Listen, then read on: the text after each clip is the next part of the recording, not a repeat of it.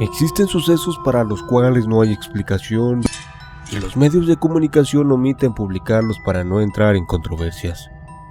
¿Qué pensarías si te dijera que hay casos en los que el fuego no necesita combustible, chispa ni explicación lógica para devorar una persona desde adentro? Acompáñanos a descubrir los casos de estos fallecimientos extraños en Relatos en la Oscuridad.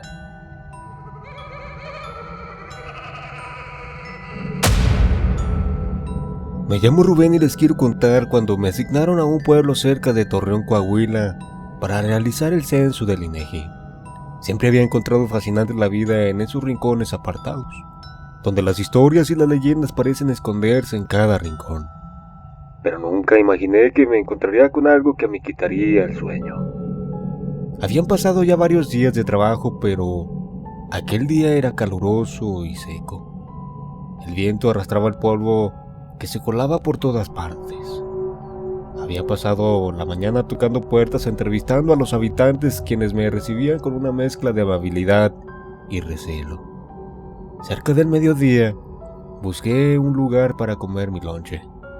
La pequeña plaza del pueblo, con sus bancos viejos y un par de árboles que ofrecían una sombra apenas decente, y me pareció perfecta.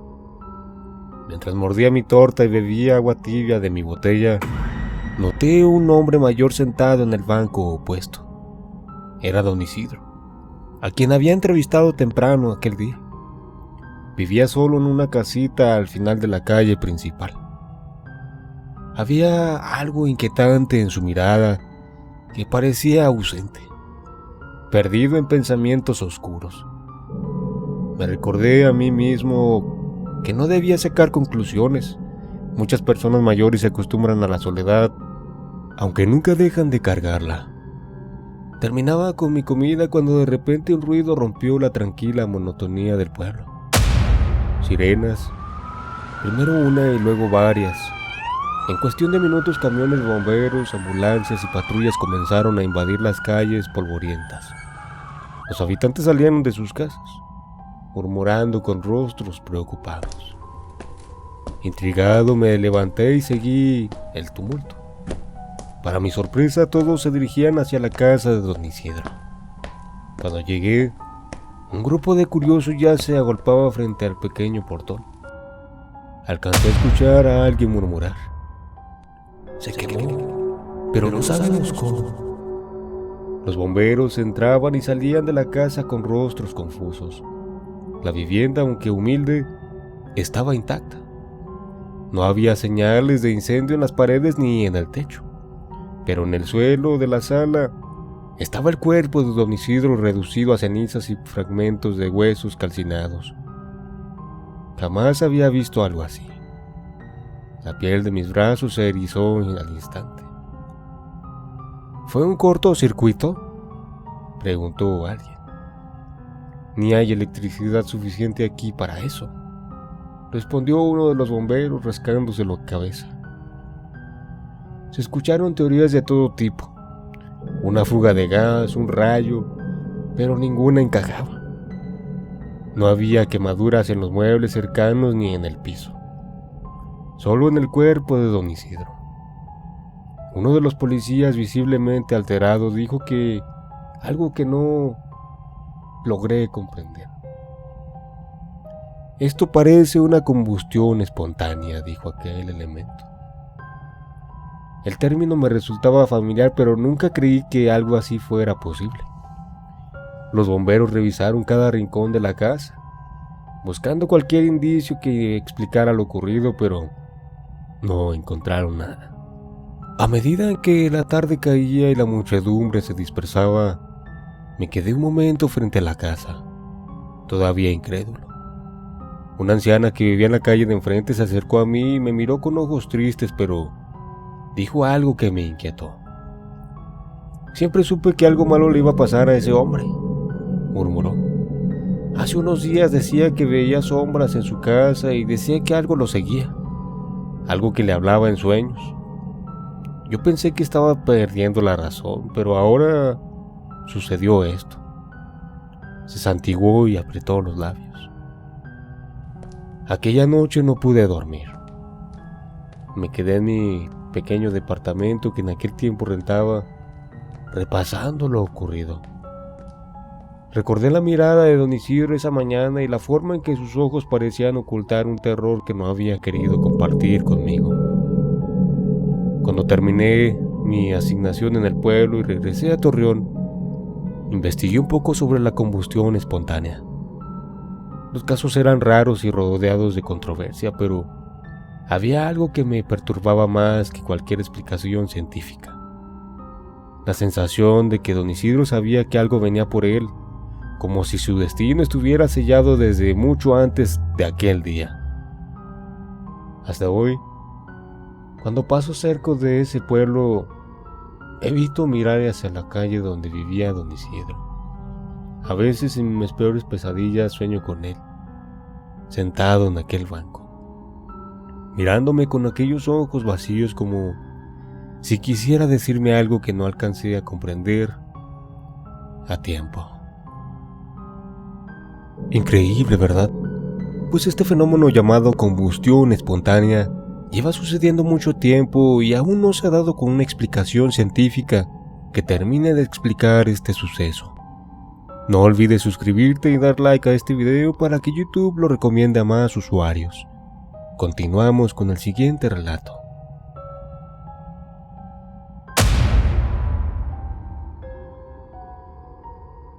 Nunca fui de creer en cosas raras, pero hay cosas que simplemente no tienen explicación. En la colonia donde vivía, había una señora ya grande que todos conocíamos como Doña Lupe. Era una mujer tranquila, vivía sola en su casita de adobe. Se decía que su esposo había muerto hacía décadas y que nunca tuvo hijos. A pesar de su edad, todavía se veía fuerte y salía todas las tardes a comprar su pan y su café. Un día, dejó de salir. Al principio nadie se preocupó y pensamos que tal vez estaba enferma o simplemente no quería salir. Pero pasaron los días y su casa seguía en completo silencio. Fue entonces cuando una vecina decidió asomarse por la ventana. Lo que vio la hizo salir corriendo y gritar pidiendo ayuda. Yo fui una de las que entró con ella. No había luz en la casa.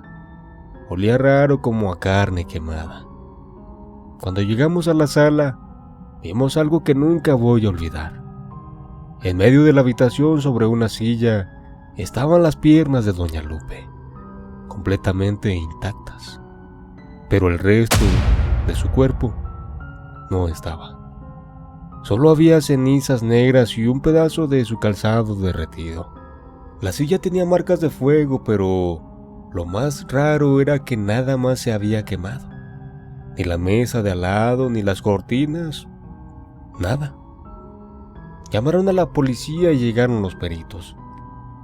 Dijeron que nunca habían visto algo así.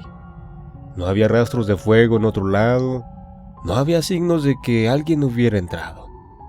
Simplemente Doña Lupe se había quemado desde adentro, como si algo lo hubiera incendiado desde su propio cuerpo.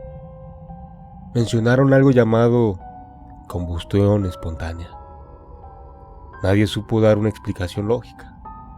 Hubo gente que dijo que era cosa del diablo, que Doña Lupe tenía algo que no debía. Otros aseguraban que era una maldición. Yo no sé qué pensar, pero cada vez que paso por esa casa, siento un escalofrío en la espalda. Y cada noche cuando huelo el café recién hecho, no puedo evitar recordar ese día que vi con mis propios ojos lo imposible.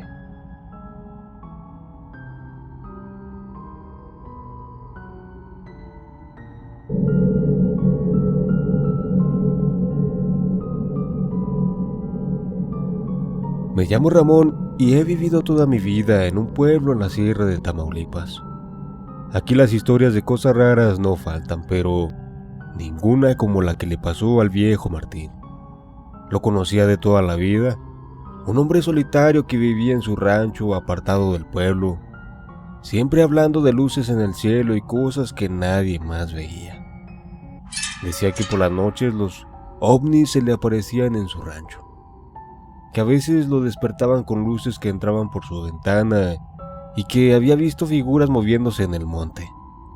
Muchos decían que estaba loco, que la soledad le estaba haciendo daño, pero otros creíamos que algo de verdad había en sus palabras. Una noche, Martín se fue de este mundo de una manera que nadie puede explicar. Lo encontraron en su casa, o lo que quedaba de él.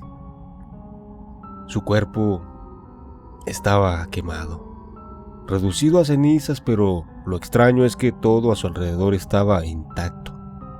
Ni la silla donde estaba sentado, ni la mesa, ni el suelo tenían rastros de fuego. Solo él, como si el fuego hubiera salido desde adentro de su propio cuerpo. La policía llegó, tomaron fotos y llamaron a los peritos, pero jamás dieron una explicación oficial. En las noticias solo dijeron que lo habían encontrado muerto, pero nunca mencionaron la manera en que murió. Los que estuvimos ahí sabemos la verdad, y los policías también la saben, pero nadie quiere hablar de eso. Algunos dicen que fue brujería, que alguien le hizo un trabajo y que por eso ardió de esa manera. Otros creen que fueron los mismos seres que decía ver, que tal vez lo tomaron y al devolverlo algo salió mal. Lo único cierto es que su muerte quedó envuelta en misterio y el miedo se quedó en el pueblo. Desde entonces, algunas noches todavía se ven las luces en el cielo, como las que él describía. Y aunque la gente prefiere callar, todos sabemos que lo que le pasó a Martín no fue algo natural. Su historia quedó enterrada junto con él, pero los que vimos cómo terminó, nunca podremos olvidarlo.